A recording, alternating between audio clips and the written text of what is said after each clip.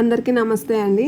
ఈరోజు మనము వేసవి కాలంలో పశువులను ఎలా సంరక్షించుకోవాలనే దాని గురించి చర్చించుకుందాం. వేసవిలో అధిక ఎండలు అంటే ఉష్ణోగ్రత ఎక్కువగా ఉండడం వల్ల వాతావరణంలో వచ్చే మార్పులు పశువులకి ప్రతికూలంగా మారతాయి.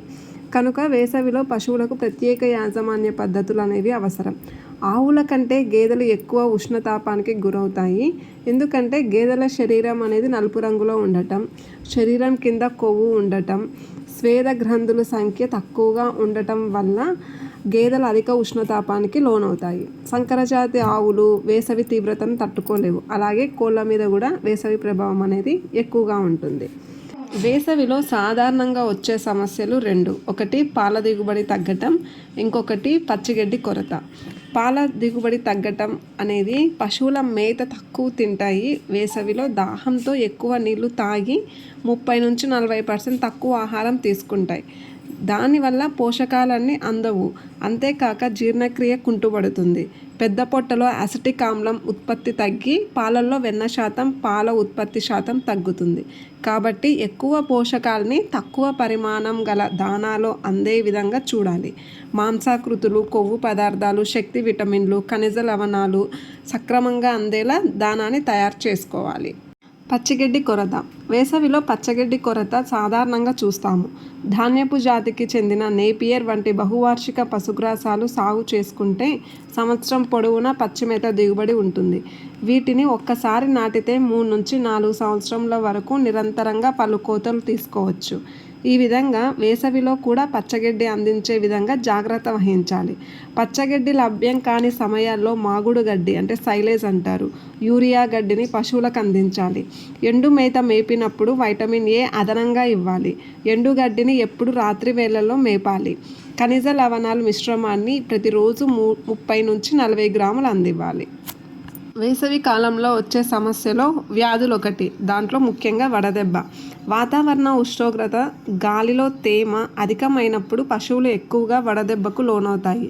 పశువులను గాలి ప్రసరణ సరిగ్గా లేని ప్రాంతాల్లో, తక్కువ స్థలంలో ఎక్కువ పశువుల్ని కుదించి ఉంచినప్పుడు, నీటి సౌకర్యం అందుబాటులో లేనప్పుడు పశువులు అధిక శ్రమకు లోనవుతాయి. ఇలాంటి సందర్భంలో వడగాళ్ళు తాకిడికి లోనైనప్పుడు వడదెబ్బకు గురవుతాయి. సాధారణంగా పశువులు ఒకేసారి ఎక్కువ సంఖ్యలో వడదెబ్బ బారిన పడతాయి. తెల్లజాతి పశువుల కంటే నల్లజాతి పశువులు ఎక్కువగా త్వరగా వడదెబ్బకు లోనవుతాయి. వేసవి కాలంలో బయట ఉష్ణోగ్రత పశువుల శరీర ఉష్ణోగ్రత కంటే ఎక్కువైనప్పుడు వాటి మెదడులోని హైపోథలామస్ అనే శ్వేత గ్రంథుల నిర్వహణపై పర్యవేక్షణ కోల్పోతుంది. ఆ సందర్భాల్లో చర్మంపై గల శ్వేత గ్రంథులు చెమట అధికంగా ప్రసారం చేసి పశువులను అధిక ఉష్ణోగ్రతలకు లోను కాకుండా కాపాడుతాయి. చెమట ద్వారా శరీరంలోని ఎలక్ట్రోలైట్స్ కోల్పోతాయి. శరీర ప్రక్రియ మందగిస్తుంది. తద్వారా శరీర ఉష్ణోగ్రత పెరుగుతుంది. శ్వాస, గుండె, నాడి వేగం పెరుగుతాయి. మూత్రపిండాలు సరిగ్గా పనిచేయకపోవడం వల్ల మూత్ర విసర్జన కుంటుపడుతుంది. పశువుల ఆరోగ్య పరిస్థితి విషమించి అపస్మారక స్థితిలోకి వెళ్ళి శ్వాస ఆడక మరణిస్తాయి. లక్షణాలు ఏంటుంటాయంటే, ఈ వడదెబ్బ ఉన్నప్పుడు వడదెబ్బ తగిలిన పశువుల శరీర ఉష్ణోగ్రత 103°F కంటే ఎక్కువగా ఉంటుంది. చర్మం సున్నితత్వం కోల్పోయి గట్టి పడుతుంది. నోటి వెంట చొంగ పడుతుంది. పశువులు బలహీనంగా సరిగ్గా నడవలేక తూలుతూ పడుకోవడానికి ప్రయత్నిస్తాయి. దీనికి చికిత్స ఏంటంటే, వడదెబ్బకు లోనైన పశువులను వెంటనే చల్లని గాలి వీచే నీడ ప్రాంతానికి మార్చాలి. శరీర ఉష్ణోగ్రత సాధారణ స్థాయికి చేర్చడానికి చల్లటి నీటితో పలుసార్లు కడగాలి. తడిగోనె సంచులు కప్పి నీళ్లు చల్లాలి. తాగునీరు ఇచ్చి వెంటనే చికిత్స చేయించాలి. వేసవిలో వ్యాధి నిరోధక శక్తి తగ్గుతుంది. గొంతు వాపు, జబ్బవాపు వంటి వ్యాధులు సోకే ప్రమాదం ఉన్నందువలన అప్రమత్తంగా ముందే టీకాలు వేయించాలి. అలానే బాహ్య పరాన్నజీవులు వంటి కాటు ద్వారా సంభవించే వ్యాధుల నివారణకు బాహ్య పరాన్నజీవుల నిర్మూలన మందుల్ని పిచికారీ చేయాలి. దాహంతో ఉన్న పశువులు మురికి నీళ్లు తాగటం వల్ల పారుడు వంటి జీర్ణకోశ సమస్యలు వస్తాయి. కాబట్టి గ్రామాల్లో నీటి తొట్లు శుభ్రపరిచి పరిశుభ్రమైన తాగునీళ్లను అన్ని వేళలా అందుబాటులో ఉంచాలి.